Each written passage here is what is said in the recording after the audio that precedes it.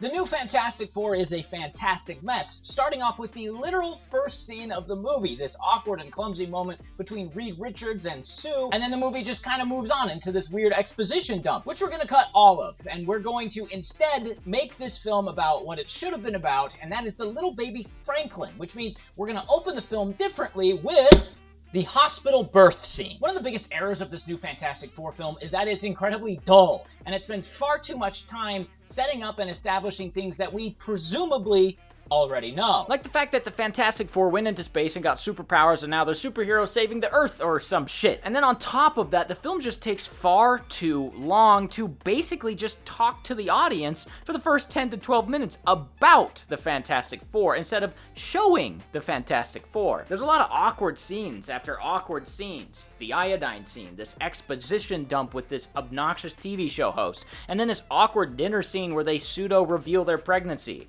We're gonna cut all of that and do pretty much everything that they do in that 12 minutes in this opening scene. We'll open straight into the hospital with Sue in a wheelchair or some kind of gurney or stretcher where she is phasing in and out of invisibility as she's going into labor with her baby. Reed Richards is there, obviously, with her, and you can maybe show him with a weak stomach or something reaching across the room to grab a trash can to throw up in. It displays their powers in a fun and creative way, I think, as they're giving birth to this kid. All the while, Ben and the Thing and Johnny Blaze or Flame or something are out in the lobby with these kids who are just loving the Fantastic Four. The Thing is picking people up in chairs, showing off. Johnny Blaze is lighting his hand on fire and looking over at the sexy nurse, trying to impress her. You get a good sense of who the Fantastic Four are, what their powers are, and how the public really likes them in just a few short moments. And that's all show, don't tell. In my version, the kid will get delivered, and now we can continue with the film's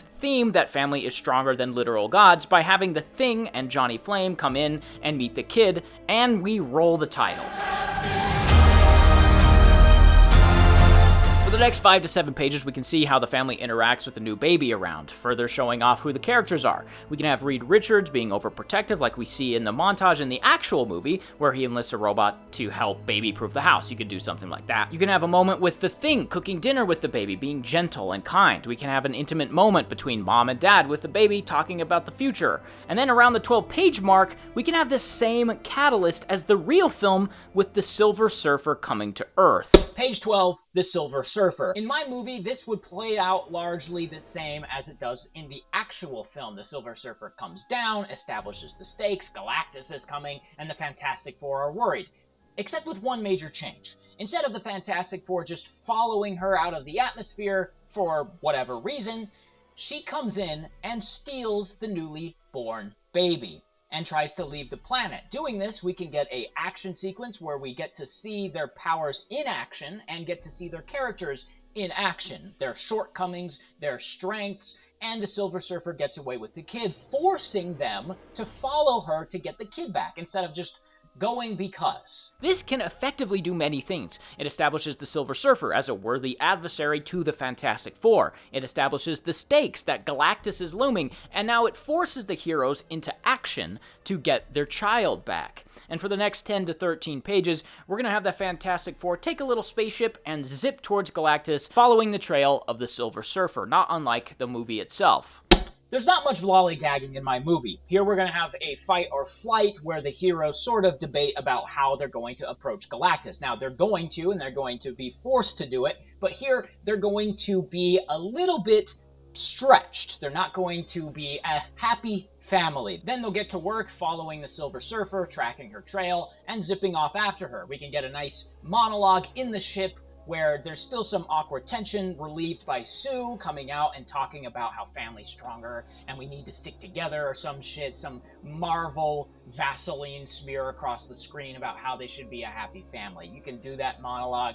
And then, about at the 20-page mark, the crew is going to get to Galactus. But instead of getting to a debris field, as they do in the real movie, we're going to get to a planet that has yet to be consumed, that's on the brink of being consumed. We'll have a nice little action CGI nightmare fight scene between the Fantastic Four, Galactus, and the Silver Surfer, who easily overpower them and put them in magic handcuffs or something, and force the Fantastic Four to watch Galactus consume a planet. Doing this establishes stakes even further. Galactus is not a threat to be taken lightly, nor is the Silver Surfer, and we get to see them destroy a planet while everyone there is begging for their lives. Galactus is taking pleasure in it, and you can see how psychotic this character is, and it makes it easy to root against him, which is something that the actual film really struggles with. It's not going to be easy to negotiate with him. He has the kid already, and he wants to destroy the world. And then on top of that, we can also set up the Silver Surfer wanting to kind of change allegiance a little bit. She watches all these people dying, begging for their lives, and she has maybe a little quick flashback to a couple other worlds that have begged for their lives, and she turns away, establishing that she may have a change of heart later down the line. But our break into 2 is just that. Galactus destroys the world and forces the Fantastic Four with some antimatter or something, teleports them back to their solar system and forces them to go to Earth, saying, I am going to come to Earth and devour it, and your child is mine, and there's nothing you can do about it. And there we go. That's our first act. We will face this together as a family. Well, that's, I think, the perfect first act for this film. Maybe I'm biased, and I pulled it out of my ass at 1 a.m., but I feel like it's pretty good. For the next 30 pages or so, we're going to be setting up a critical midpoint. This I'm going to call the not so fun and games, because the Fantastic Four are going to break up. This next section is the breakup, and at this point we're going to need a B story, and that B story is going to follow Johnny and the Thing, but first we need to break them up, which will be easy because they're already thrown into conflict. Reed Richards is going to go into his lab and take night after night trying to figure out how to stop Galactus, spreading himself too thin, and then forcing Sue to take drastic actions to try and get him out of there, and when he doesn't comply, she leaves. She goes to stay with her sister to give him some space and to give her time to think. Her baby is gone after all, and her husband isn't exactly warm. Then Johnny and the Thing are going to get kicked out. So these two are going to go off on their own, and that's our B story. We can have some scenes with them. We can have some scenes with Reed in the lab. We can have some scenes with Sue with her sister trying to figure her life out. And Johnny and the Thing can have some kind of thing where they go to Fantastic Four days, some made-up holiday where they embarrass themselves. The Thing wants to just kiss some babies, shake some hands, and bring some dinner for a potluck, but there's reporters there that are talking about Galactus. How are you going to stop Galactus? La da da, and he doesn't know how to answer. He gets overwhelmed. He runs away. Johnny Blaze embarrasses himself because he's got a ton of girls on his side. He gets hammered, and he starts yelling at the Thing about how nothing matters because they're all going to die. And this is all going to take place over the course of pages 25 to 55 to our midpoint. The midpoint is going to be Sue seeing this embarrassing Fantastic Four day on the TV. She sees it and she decides that it's time to try and get the band back together. They're crumbling before her very eyes, and Reed is still in his lab going non-verbal. So she comes back, Reed comes back, Johnny and the Thing come back, and they make up.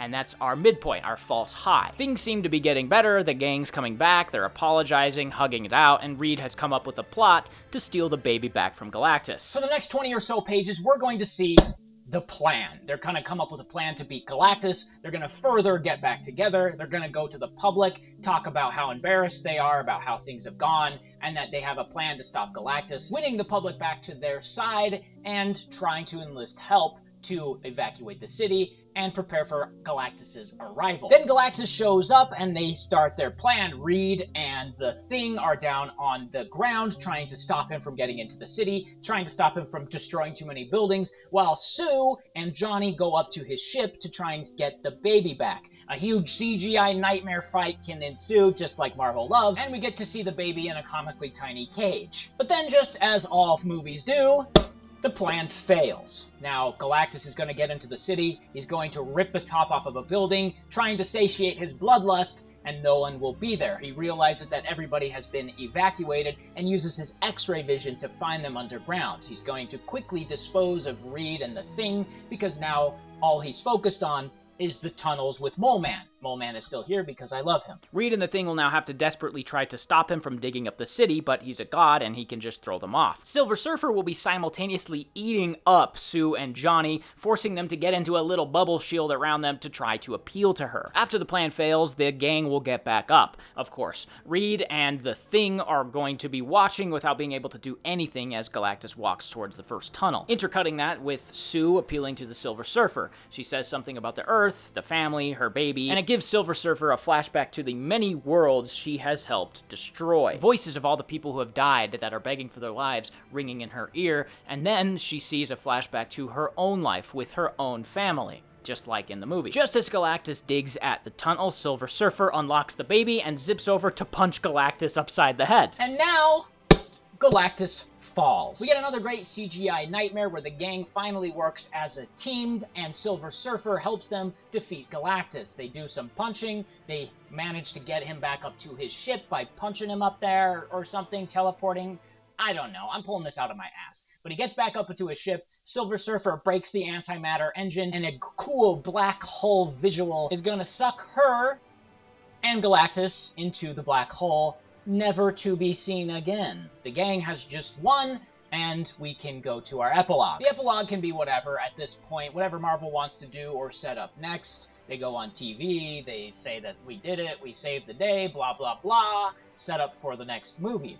This, I think, maybe again I'm biased, but is so much more compelling, straightforward, and streamlined than what the actual movie is. And I pulled this out of my ass at 1 in the morning after I got home very frustrated from the actual movie. Not that it's particularly special, in fact a lot of this is pretty standard stuff, but in lieu of even standard stuff starts to look a lot better.